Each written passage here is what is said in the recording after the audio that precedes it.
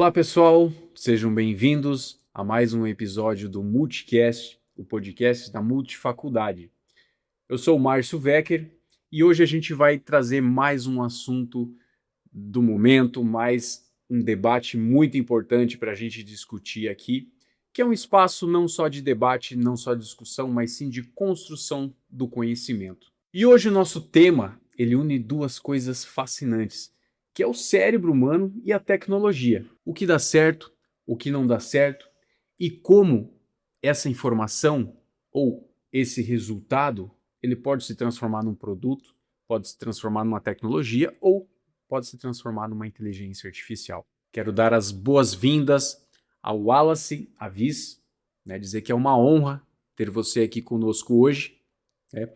O Wallace, ele é empreendedor, autor, pesquisador comportamental, com pós em neurociências e psicologia, fundador da Ignite Academy. Wallace, mais uma vez, seja muito bem-vindo, um prazer ter você aqui conosco.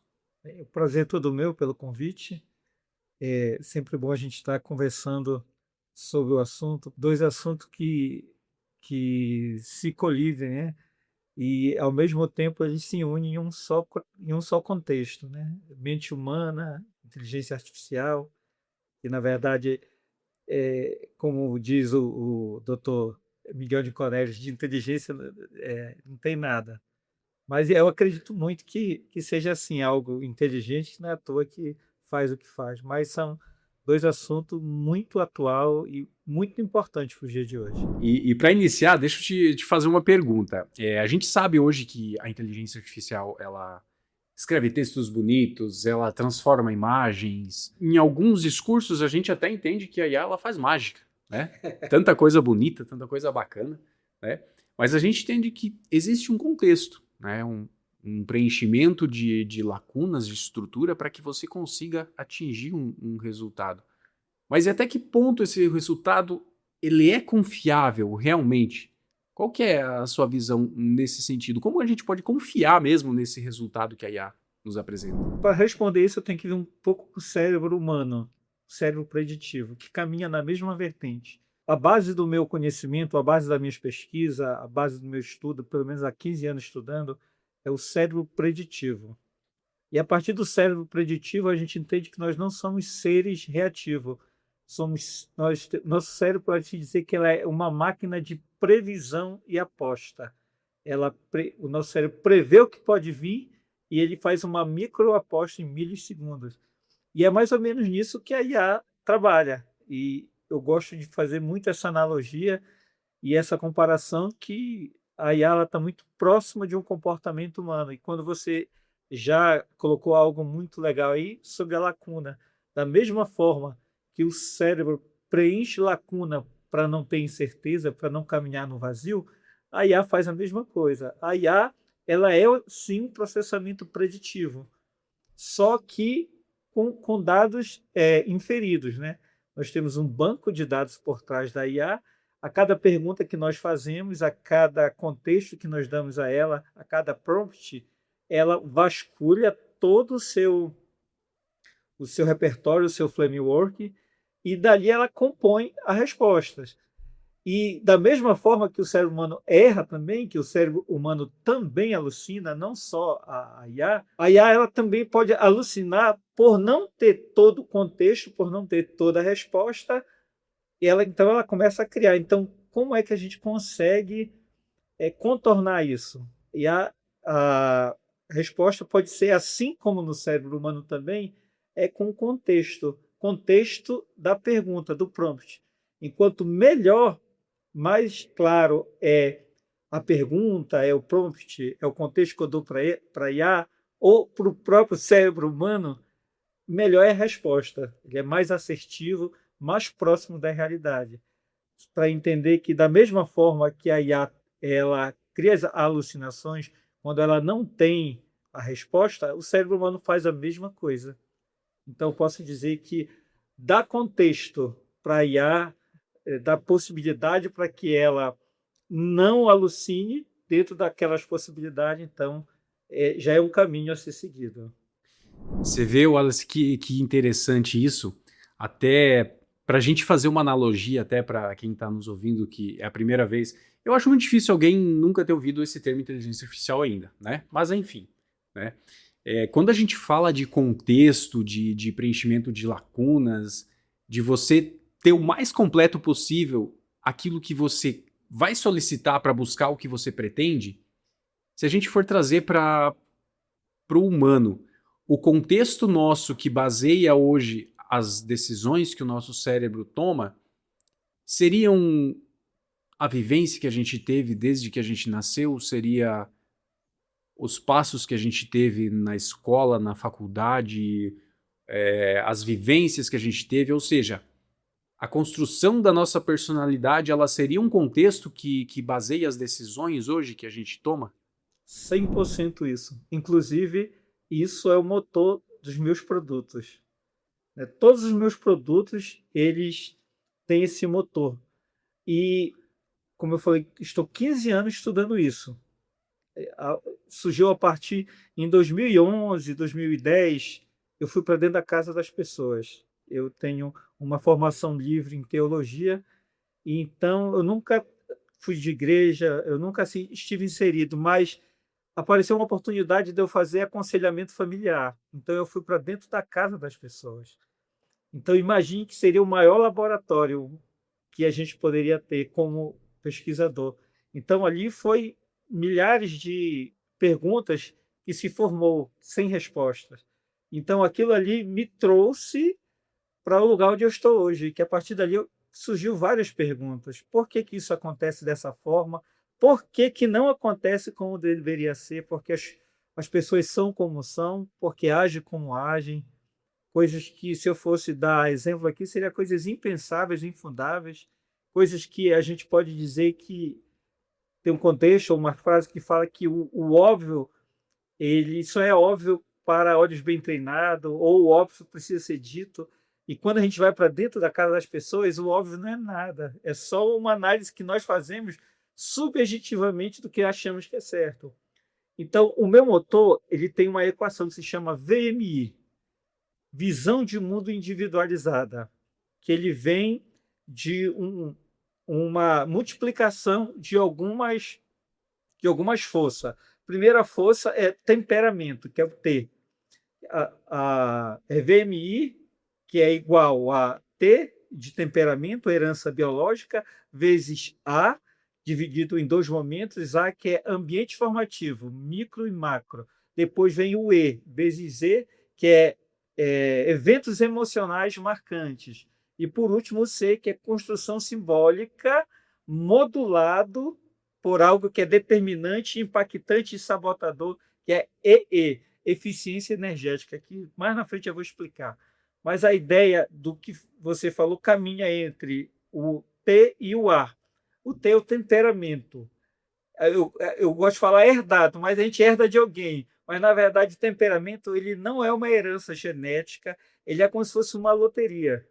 O temperamento é uma loteria que a gente herda, digamos, da nossa biologia. Eu tenho 4 filhos e cada um dos meus filhos, vivendo na mesma casa, com as mesmas regras, tem comportamentos diferentes. Porque a forma que ela herdou esse temperamento, ser mais introspectiva, extrospectiva, como ela reage às situações, isso é genético. Ou, desculpa, isso é biológico. É uma predisposição biológica. Então, isso multiplicado pelo A, que é o ambiente formativo. Qual é o micro? Micro é onde eu nasci, as pessoas que ajudaram a essa base comportamental, meus pais, meus tios, professores, irmãos, amigos, então essa parte mais próxima. E o outro A, que é o macro, já é cultura, já é escola, já é políticas sociais, o meio que eu estou inserido. Digamos que eu sou cristão. Então, no meio que eu fui inserido, dentro do meu lar, dentro do meu contexto, me levou a ser cristão.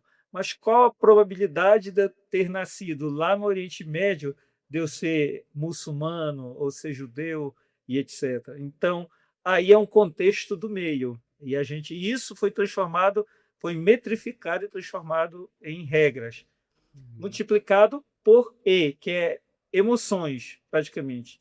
Eu gosto de falar, e existem estudos que confirmam o que eu estou falando. Na verdade, tudo que eu estou falando tem referências bibliográficas e científicas. Eu posso dizer que nós somos seres emocionais que, quando dá, a gente racionaliza, pensamos. Então, se eu for perguntar aqui agora, me fale alguma lembrança do seu passado. Possivelmente, você vai me dizer de algo que emocionalmente foi marcante. Geralmente, a grande maioria das vezes, o cérebro não grava, ele não dá atenção àquilo que é trivial, àquilo que é normal do dia a dia, até pela própria automatização das ações. Então, ele vai dar mais atenção a eventos que te trouxe algum tipo de impacto, tanto do lado positivo quanto do negativo, uma grande vitória ou um grande desastre. Então, isso marca, e os traumas, numa criança que aos 7 anos vai fazer uma apresentação na escola, onde ele tem ali uma perspectiva do que vai acontecer e não acontece, e ele cria algum trauma, ele vai levar isso por muito tempo, até que ele erre a predição. E era algo que eu deveria ter falado, e não falei, e eu vou voltar aqui falar sobre a predição. Predição é a base do meu ecossistema, que é cérebro preditivo. Então, predição é o processo em que o cérebro faz a vistoria, por assim dizer. Eu estou falando de uma forma muito simplificada, minimalista, mas a predição é o processo que o cérebro acessa a informação do passado para apostar ou viver o presente e prospectar o futuro. Por exemplo, você só chegou aqui hoje porque você já veio aqui. Ou assim, foi automático. Você não pensou que viria para cá. Você só veio. Então, você não pensa, porque em milissegundos, seu cérebro já vasculhou o seu framework de dados e fez com que você chegasse até aqui. Então, para te explicar isso, eu vou para a última parte da equação, que é EE, eficiência energética. Só que para o cérebro ser eficiente não é muito bom para a gente. Por quê? Pensamos assim. O cérebro compreende aproximadamente 2% da nossa massa corpórea, né? Então, do nosso peso, 2% é o nosso cérebro. Porém, todavia, ele consome 20% da nossa energia. Nossa glicose é consumida 20% pelo cérebro. É muito para um órgão que mede aí 1,2 kg, 1,1 kg, 900 gramas. Então é muita coisa. Por quê? Porque ele precisa processar. Imagine que nós estamos vivos e não temos que pensar que temos que respirar, excretar toxina, transformar açúcar em energia, filtrar os líquidos, transformar alimento em proteína. Nós não pensamos isso. Nós já nascemos com esse software instalado. Então, tudo isso o cérebro está fazendo sem que a gente perceba. A gente não precisa pensar para fazer isso. Imagine o ato de dirigir. No primeiro momento, é toda uma angústia. Eu tenho que pensar em apertar acelerador, embreagem, freio, olhar retrovisor, laterais, central, olhar a estrada, ver as leis de trânsito. Então, imagina o caos que é na nossa cabeça a primeira vez que a gente vai dirigir. Aí a gente começa a pensar que a gente pode bater outro carro, pode dar errado. Então, nós começamos a fazer micros apostas que pode dar errado. Aí a gente começa a vir um processo de ansiedade, que a ansiedade nada mais é do que um processo antecipatório de preocupações que ainda não chegaram. Basicamente isso. Então, eu começo a me preocupar com isso. Com o passar do tempo, a gente vai mielinizando essas vias e vai se transformando normal. E com o passar do tempo, nós estamos dirigindo no telefone, falando com outra pessoa e não temos a mínima ideia que estamos fazendo o ato de dirigir, porque está automatizado dentro das nossas vias neurais, porque a eficiência energética do cérebro automatizou essa ação para que nós não precisemos pensar e não gastamos energia, porque quando você não pensa, você não gasta energia. Então, essa é uma eficiência que eu posso dizer que deixa pelo menos de 80% a 90% da população mundial no piloto automático. Você viu, Alice, enquanto você falava, nossa, eu viajei aqui. Isso, se a gente mudar os termos dessa explicação que você falou, muita coisa a gente poderia assemelhar com a parte de como a inteligência artificial funciona. Você vê que coisa incrível isso. Ao mesmo tempo eu fico pensando, poxa, hoje as minhas decisões são baseadas no meu contexto de vida, né? Tudo aquilo que eu aprendi, o que eu vivenciei, enfim. Quando eu vou tomar uma decisão e existe uma lacuna, existe algo que eu não sei, o que eu faço? Eu vou primeiro entender, buscar, ver como isso funciona ou o que é isso, para me embasar, para mim decidir depois. Né? Porque aí o que acontece? A minha decisão ela vai estar concreta, vai estar embasada, eu vou ter mais possibilidade de acerto. Obviamente que a gente não pode garantir que uma decisão ela seja certa. Né? A gente sempre vai ter as duas opções. Mas o que eu quero dizer? Quando a IA ela recebe um contexto para decidir algo e trazer um resultado, se você não deixa o contexto, ela cria algo. Então, se a gente busca conhecer para fechar uma lacuna com base no que a gente tem de acesso à informação, no que a gente viveu, e se a inteligência artificial, se ela tem uma lacuna, ela precisa preencher, ela vai buscar isso em muito mais locais do que eu teria acesso. Eu posso dizer que a inteligência artificial ela é mais inteligente que o humano? Bem, eu não diria mais inteligente, eu digo que ela tem mais informação do que a gente. Por o framework dela, né, a forma do que ela capta as informações é muito maior do que a capacidade de nós guardarmos. Inclusive, isso é uma coisa que foi refutada, por exemplo, todo mundo pensa que nós guardamos as memórias. Né? As pessoas pensam, não, a memória, e até muito pouco tempo isso ainda era fato, hoje não.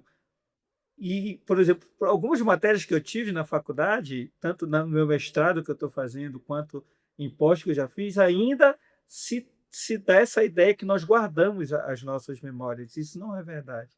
Nós a reconstruímos. E isso, só para eu poder chegar lá também na questão da IA, eu vejo que a IA ela copia muito o nosso processamento humano, nosso processamento de pensar. Então, quando nós vamos lembrar de alguma coisa, nós reconstruímos aquela memória. E existe um padrão aqui que a gente tem que fazer um adendo.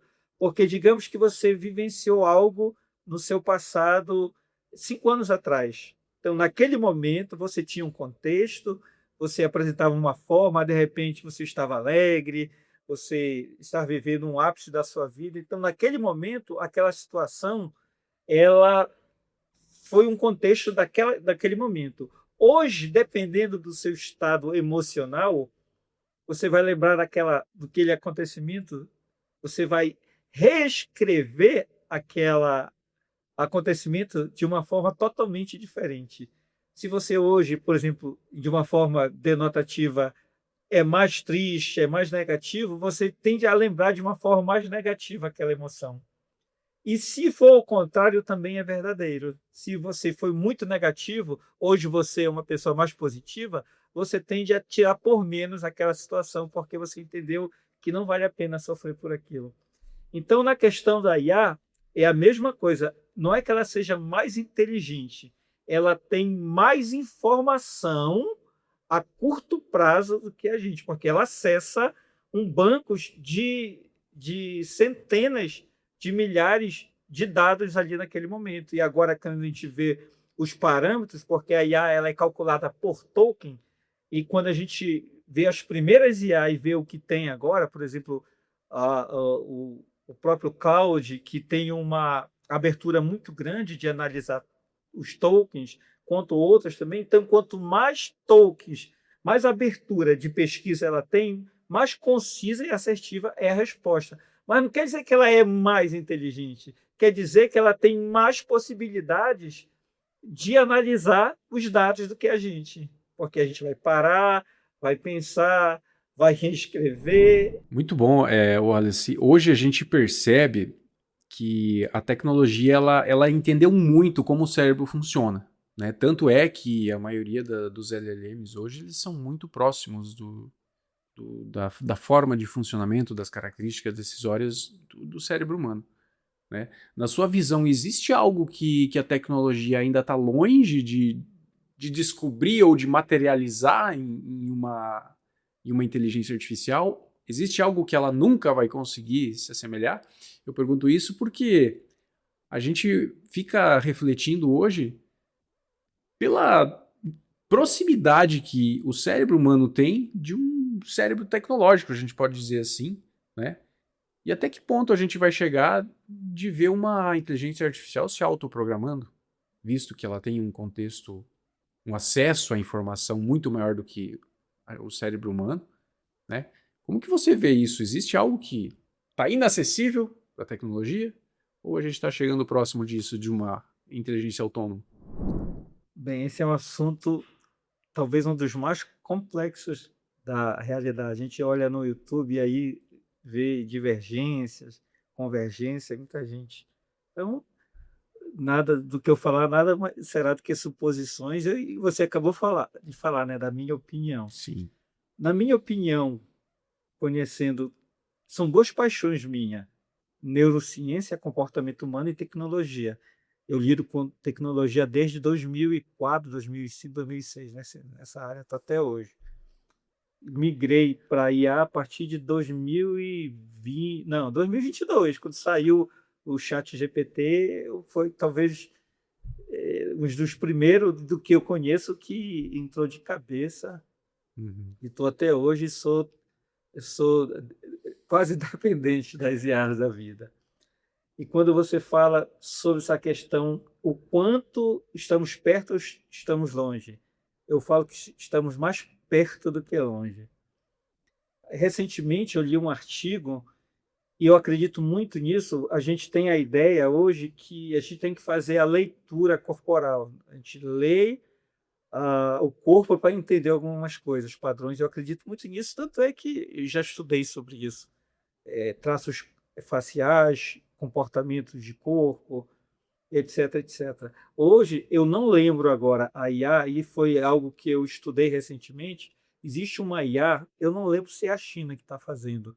Inclusive, se alguém souber, coloca aqui nos comentários embaixo. Essa IA ela está treinando milhões de dados de expressões faciais e corporais. Milhões, milhões e bilhões de dados, imagens. Então, qual a finalidade dessa IA? A gente entende que hoje o comportamento humano ele diversificou muito. Quando a gente vai para os países ali, Japão, Coreia, a China nem tanto, mas outros desse ambiente, a gente vê que as pessoas são muito solitárias. Talvez, eu não sei se o número é esse, mas o Japão quanto a Coreia são os países que mais têm pessoas que falam com IA, pessoas que estão interagindo com IA.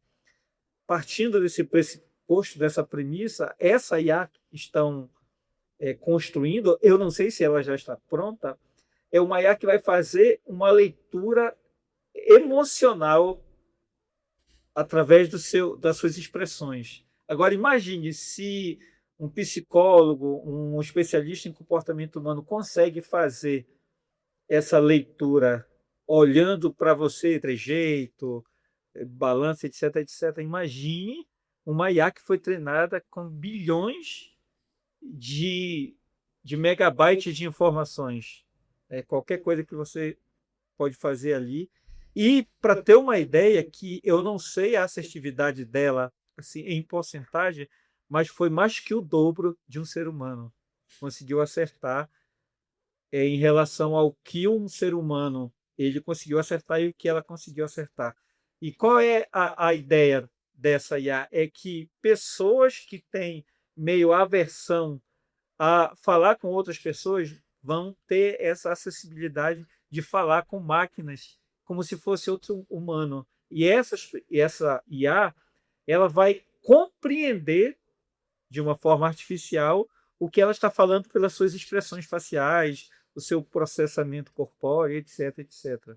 Então, eu acredito muito que isso vai acontecer, porque é uma questão de matemática, é uma questão também de previsibilidade, que também vem da predição. Então, imagine, inclusive, eu tenho um produto que se chama o Map Life. Map vem também do meu motor, que Map significa mapeamento analítico de perfil preditivo. O Map Life, ele é como se fosse um aplicativo, é como se fosse um GPS situacional. Você vai abastecendo ele, munindo ele das suas próprias informações e através de um framework que você vai alimentando, ele vai lendo o seu comportamento dado por você mesmo e vai te ajudando a monitorar você mesmo. Então você começa a acessar suas informações através do que você está falando. Então ali tem ali o termômetro, tem o diário, tem várias coisas. Mas ele consegue fazer a leitura de você mesmo através de você mesmo. Então é a mesma coisa essas IA. Você começa a falar hoje, fala amanhã e daqui a 30, 15 dias que você está falando com essa IA, ela está fazendo todo o seu mapeamento, tanto da altura da sua voz, da expressão dos seus olhos. Então, a proximidade com a realidade é só uma questão de tempo. E o que a IA não poderia pegar hoje, poderia reproduzir? A emoção. Eu acho que a emoção é inata do ser humano. Como eu falei, nós somos seres emocionais. Inclusive, quando a gente tem que entender também que essa questão da IA, a questão de substituição, ela é muito complexa, que nós temos que pensar no, num patamar geracional, de gerações. Quais são as gerações que consomem mais IA hoje? A geração Alpha, a geração Z? Mas quem consome mais? A geração mileniais, geração Baby Boomer, geração X? Então, existe aí um disparate, aí, uma discrepância entre quem usa mais e quem consome mais. E quem consome mais tem a bola da vez. Então, quem consome mais, hoje, se nós formos fazer essa análise, claro que tem muita gente. Por exemplo, eu tenho 49 anos, mas eu sou um consumidor assíduo de tecnologia. Mas eu ainda assim gosto do toque, gosto da conversação pessoa a pessoa. A coisa mais difícil hoje, dependendo da situação, é a gente ser atendido por uma máquina. Uma coisa é você começar a ser atendido, né, e no momento que você precisa, ela não consegue responder o que você quer ouvir ou precisa ouvir. Aí ela segue dando voltas. Então, ainda assim, a gente quer esse contato. A gente já tem relatos que empresas que no Canadá, na própria Austrália, eles dispensaram centenas de funcionários e depois teve que recontratar pela sua adesão, que não foi aceita, porque não é o que eu quero fazer, é que o mercado vai fazer a sua demanda. Então, se o mercado diz, opa, ainda não é hora de você trocar, uma coisa é você trocar o seu operacional repetitivo. Outra coisa é você colocar na sua linha de frente algo que vai te representar. Aí eu pergunto, uma IA representa a empresa? Ela vai assimilar o meu brand, vai assimilar o que eu quero que as pessoas entendam quem eu sou e que eu quero que elas vejam de mim? Será que ela consegue captar isso? Talvez não, pela questão da emoção, porque quando a gente olha brand, para mim o brand está ligado 100% à emoção.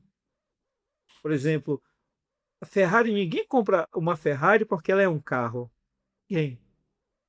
Ninguém compra um iPhone porque ele é um telefone. Inclusive, já existe estudo e relatos que dizem que quem tem um iPhone não usa nem 5% da sua capacidade funcional.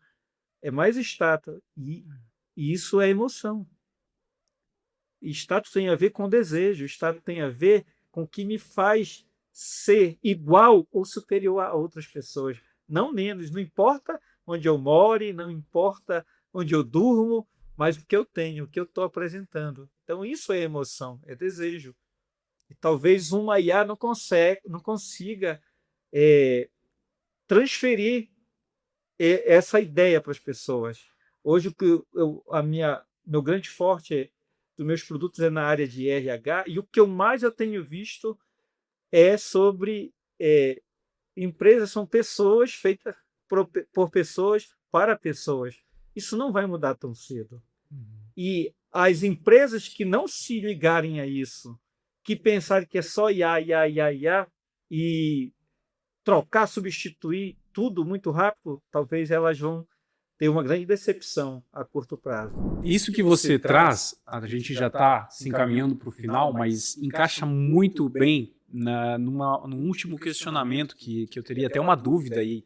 E eu estou muito feliz hoje de ter alguém da sua área que trabalha com a parte de neurociência, a parte de psicologia comportamental, que é o seguinte, a gente vê hoje nas redes muito hype, né? Essa parte da emoção que você trouxe é muito vendida na internet, por exemplo. Você consegue criar uma IA, onde você consegue pôr a tua emoção, ou seja, você consegue criar uma persona que ela é você, é o seu clone, você consegue ter um segundo cérebro, ou seja, são muitos jargões nesse sentido que você vê circulando pela internet. E aí, até para quem está nos assistindo, eu queria que, se você pudesse comentar um pouco sobre isso, como que a gente separa o que é embasado cientificamente e que é possível, do que só uma venda, uma promessa de marketing para conseguir que alguém compre? Bem, e a resposta é 100% científica. Para começar, para dizer que sim, as pessoas amam jargões, as pessoas amam rótulos, as pessoas querem ser separadas por caixinhas, querem ser separadas por setores. Existem ferramentas que dizem que você é assim, você é assado, você opera desse jeito, você opera dessa forma. Então, as pessoas precisam de previsibilidade. Então, se a ferramenta diz que eu sou assim, legal. A partir de aí, eu tenho um rumo. Então, quando esses hypes, eles caminham em cima desse processamento cerebral. Porque eu preciso me encontrar. Se eu não sei onde eu estou, como eu vou saber para onde eu tenho que ir? Então, essa é a base de tudo. E muitas dessas pessoas, tanto no neuromarketing, neurobrand, todas essas áreas, eles se aprofundam muito nisso. Porque as pessoas elas precisam disso. O cérebro é 100% avesso às incertezas. O que é que a gente tem que entender? Você que é empreendedor, você que trabalha com produtos, você que trabalha com qualquer coisa, nesse sentido, tem que entender que a premissa do cérebro é nos manter vivo, apesar de qualquer coisa. O cérebro quer saber se somos bonito, feio, magro, gordo, alto, baixo, rico ou pobre. Ele quer saber que ele está administrando o ecossistema biológico, tem que manter tudo isso vivo. Então, para isso, ele tem aversão à incerteza, porque o incerto ele é imprevisível e pode colocar nossa vida em perigo. Então, se ele a premissa dele é te manter vivo, então tudo que for incerto, tudo que não te coloque na previsão vai ser confuso para ele. Então ele gosta disso. Então por isso que as pessoas usam jargões, aproveitam os hypes, porque aquela ideia, se isso não fosse verdade, não teria mais, as pessoas não fariam mais. Mas ainda assim isso vende, ainda assim isso funciona. Porque se o cérebro ele gosta de previsibilidade, então se eu sei que eu sou assim, e se alguma coisa vai me dizer que eu sou assim, também em vários vieses da confirmação, vieses da disponibilidade, e vários vieses que são aplicados em campanhas e tudo, as pessoas mais chegam. Então, a ideia geral é que os hype ainda funcionam, ainda vão funcionar por muito tempo. Muito bom, Alice. Realmente, fica a dica para o pessoal que está nos assistindo aí. Tome muito cuidado do que é um embrulho bonito, do que é uma promessa muito linda e mágica, do que realmente faz sentido e do que realmente é concreto e real, né? Wallace, mais uma vez, muito obrigado por essa discussão. Se fosse possível, a gente ia até amanhã, até daqui... Enfim, isso é muito necessário e muito importante, né? E por unir a ciência e a tecnologia de um jeito tão claro, para mim também e para o pessoal que nos assiste. Porque aqui na Multicast é assim, a gente trata a inteligência artificial, a tecnologia, com responsabilidade, com propósito e com intencionalidade, sem hype, sem modismo, né? Porque isso a gente vê em todo lugar e a gente tenta ao máximo trazer aplicações práticas, conceitos relacionados a isso. Então, mais uma vez, Wallace, obrigado. Quiser despedir do pessoal. Eu quero agradecer mais uma vez o convite e quem quiser saber um pouco mais, tem o meu canal no YouTube, o Wallace é especialista, o Wallace Avis, tem também no TikTok também, o Wallace Avis, e no Instagram também, @Wallace Avis. Lá tem muita coisa e agora também está vindo muita informações, muito material diferente. Então, quem quiser seguir lá também, estamos às ordens. Muito bom. Obrigado, Alice. Obrigado a você que nos acompanha. Continue nos acompanhando. Até o próximo episódio.